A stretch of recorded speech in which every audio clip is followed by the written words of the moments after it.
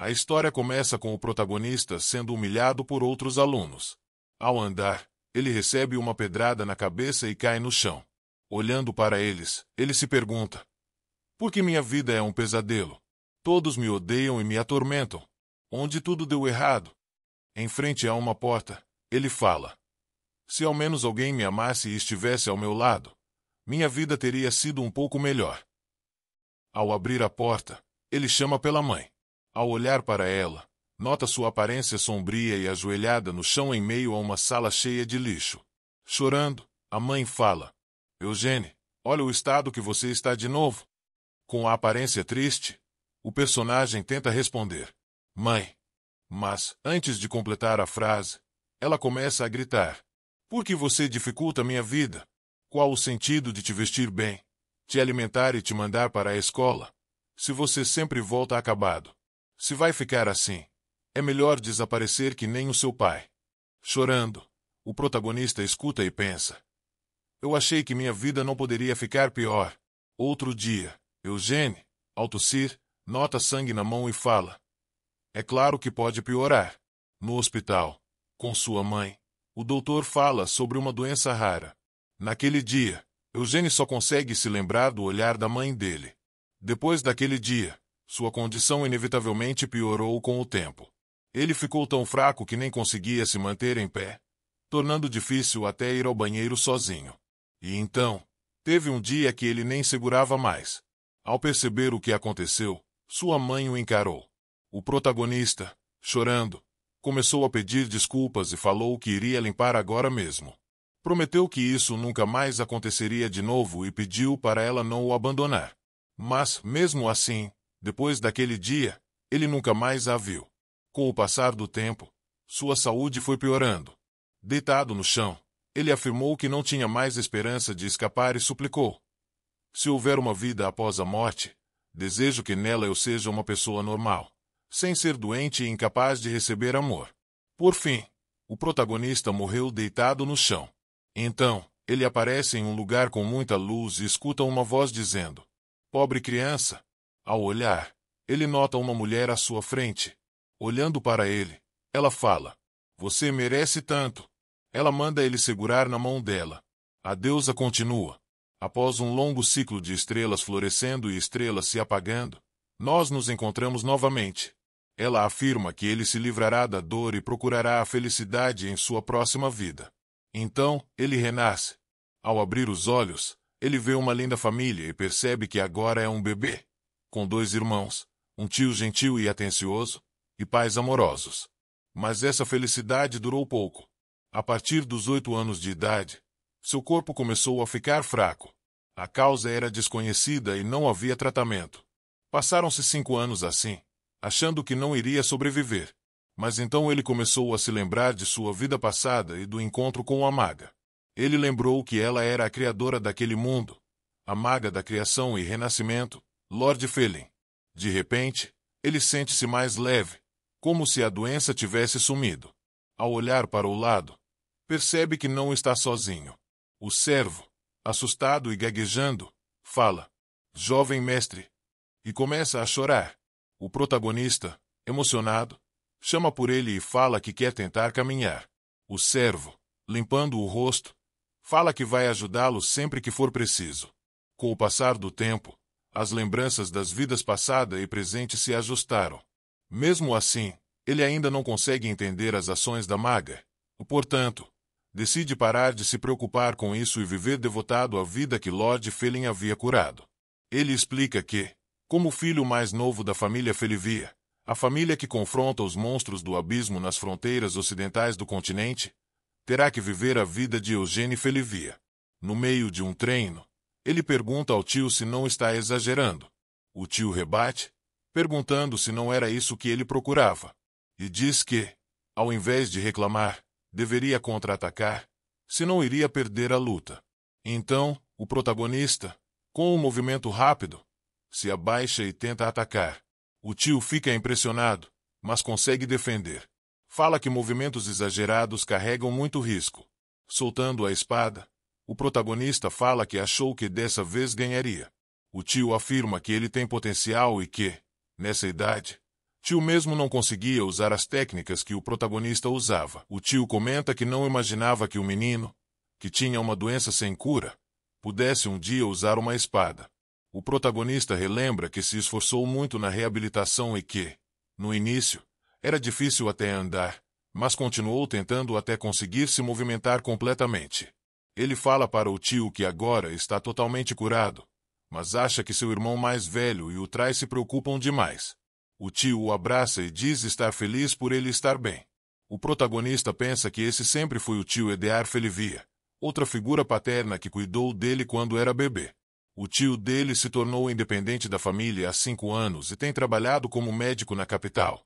Mas veio correndo quando soube que ele havia melhorado. Cortando o clima de felicidade, chega alguém com uma aura assustadora e fala que hoje tem visitantes raros. Esse é o chefe do conselho familiar, Hendrik Felivia.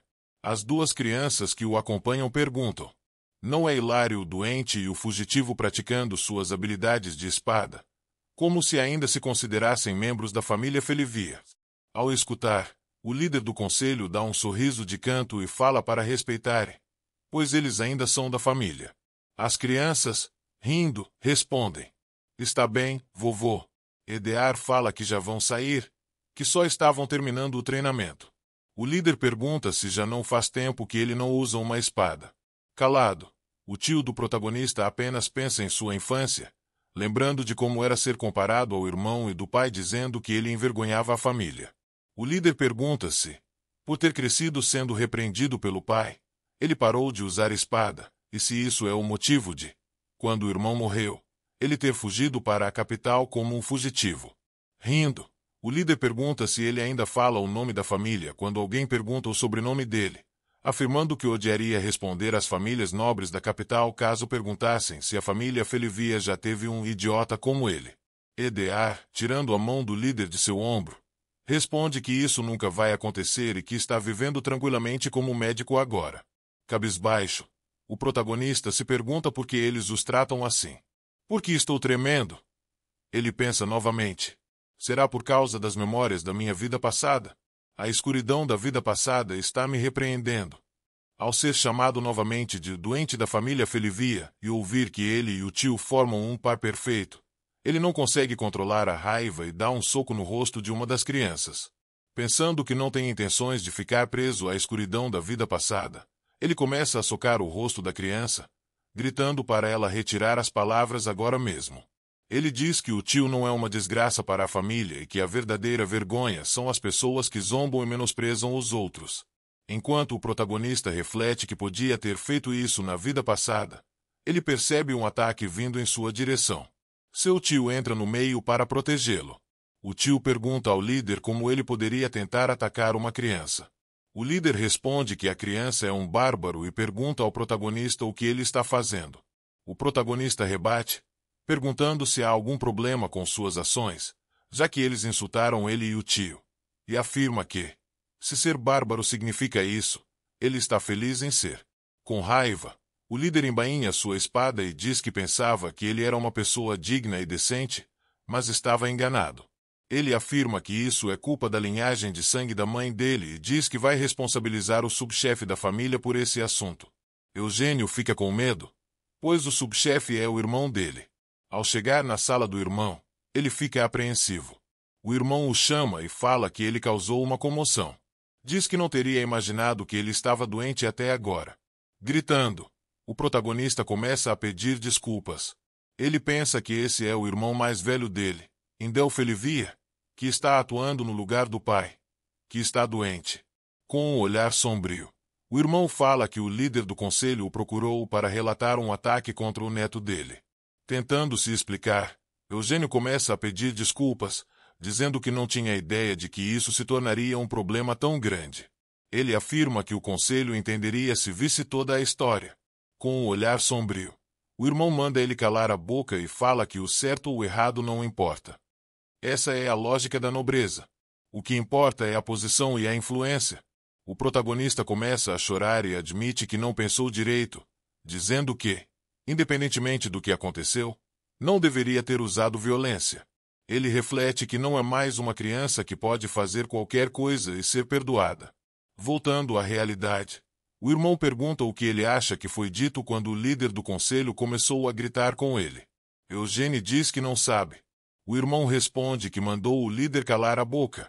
Sem entender, o protagonista ouve o subchefe dizer que tinha prometido a ele que, se alguém o insultasse mais uma vez pela doença, ele não pouparia esforços para punir o responsável.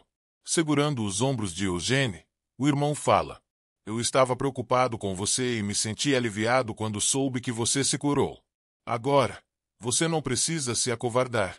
Eugênio tenta abraçá-lo, mas o irmão o impede e diz: No entanto, você precisa ser punido. Eu avisei claramente para não se associar ao tio Edgar. Eu sei que você o admira, mas estar perto dele não trará nada de bom. Assustado, o protagonista reflete que até o irmão é contra o tio. O irmão pergunta se ele não tinha falado para Eugênio focar apenas na recuperação. Em vez disso, você estava entrando em brigas. O irmão declara que o castigo será ficar confinado por 1 mês. Já em seu quarto, o protagonista reclama com seu servo que 1 mês é muito tempo. Trai rebate que ele deveria agradecer, pois agrediu um membro da família. Eugênio fala que tem um plano para passar o tempo. Ele declara que irá aprender magia e se tornará um grande mago como Lord Felin. Abraçando seu servo, o protagonista promete que a vida feliz que tanto almejava no passado se tornará realidade. A cena muda e vemos o tio segurando uma foto do protagonista e falando que, mesmo depois de passar 5 anos piores que a escuridão, a luz dele não se apagou, ao contrário de mim. Na cena seguinte, o protagonista está aprendendo a usar magia. Ele fala: Parece um instrumento de cordas. É exatamente como está escrito no livro de magia. Essa deve ser a base da magia de cordas. Ela é linda. Mas então ele se pergunta o que deve fazer a seguir. Com o desejo de aprender magia, o protagonista vasculhou todos os livros e dicionários de magia da biblioteca da família. Ele ressalta que a biblioteca é mais bagunçada do que aquela que tinha em sua vida anterior. Nesse ritmo, terá que aprender por conta própria ou pedir ao seu irmão mais velho permissão para ter um tutor. No entanto, o protagonista tem certeza de que ele não permitirá. Mesmo que desse permissão, a família Felivia não tem bons magos para ensiná-lo. Em seguida, ele nota seu tio entrando na biblioteca. O tio pergunta o que ele está fazendo ali, e Eugênio mostra sua nova magia. O tio fica impressionado. Então, uma mulher entra no meio da conversa, comentando que havia mais um companheiro mago. O tio apresenta o protagonista para a professora Stine, uma maga que dará aulas na escola de magia. O protagonista fica surpreso por ela ser uma professora de magia. Stine diz que não sabia que ele era um mago e pergunta quando aprendeu. Meio tímido, Eugênio responde que aprendeu agora. Os dois ficam assustados com o potencial do garoto. O protagonista comenta que, ontem, causou um pouco de confusão e está de castigo, então decidiu aprender magia hoje. A professora fica impressionada novamente e pergunta quem é o professor dele. Eugênio responde que não tem um e que está aprendendo sozinho com a ajuda daquele livro. Stine pensa que isso é uma loucura, pois é o mesmo que um bebê aprender a ler sozinho. Ela então pergunta se pode fazer um teste com ele. E Eugênio concorda, gostando da ideia. No jardim da mansão, ela segura a mão dele e sente a ressonância mágica de 6 cordas, como se fosse uma sinfonia mágica, uma sensação que nunca havia experimentado. Ela explica que a força de um mago reside em quão bem ele controla essa corda instável para produzir tons precisos. No entanto, é surpreendente que uma criança que acabou de manifestar a corda já esteja acompanhando a performance de um professor de magia. Ela comenta com Eugênio que ele possui um talento brilhante e especial. Então, com energia assustadora, ela pergunta se ele não considera se inscrever na escola de magia e diz que, se ele quiser, ela pode torná-lo seu aluno. O protagonista acha isso incrível e agradece, dizendo que seu sonho está se tornando realidade, mas que precisa de permissão. A professora diz para deixar isso com ela. Já na sala do subchefe da família, eles ouvem um não. O irmão diz que, em vez de refletir sobre suas ações, o protagonista fugiu, e ordena que ele tire essa ideia da cabeça, pois ele é um membro da família Felivia e seu dever é empunhar uma espada para proteger o continente. Ele ainda acrescenta que, se a professora planeja arruinar o futuro de Eugênio, deve lembrar-se do tio, Um nobre que fugiu do seu dever para seguir um hobby. A professora, chocada, pensa que não esperava que a conversa tomasse esse rumo. Tomando coragem, ela diz ao subchefe que Eugênio tem um talento extraordinário. O irmão responde que está ciente do talento do protagonista e que viu seu irmão crescer, lembrando-se de que ele começou a falar antes de andar. Ele entende o sentimento da professora por presenciar um gênio como seu irmão, mas o dever da família não pode ser deixado de lado. A professora o interrompe, dizendo que o talento mágico do protagonista é mais raro do que ele imagina. Depois de ouvir isso, o subchefe pergunta se o talento dele é maior que o da família Felivia. A professora rebate, dizendo que, mesmo o subchefe sendo considerado um gênio, se comparado ao protagonista, seu talento como espadachim é insignificante. Com raiva, Júlia, irmã do protagonista, pergunta se essa maga é maluca. O subchefe a manda se acalmar e complementa que, mesmo se isso for verdade, não há como ela provar. A professora então diz que já sentiu uma magia parecida com a de Eugênio, e que essa era da 13ª discípula da maga Felin. Gritando, ela afirma que Eugênio e a discípula têm a mesma magia. Todos ficam assustados, pois esse é o maior elogio que um mago pode receber.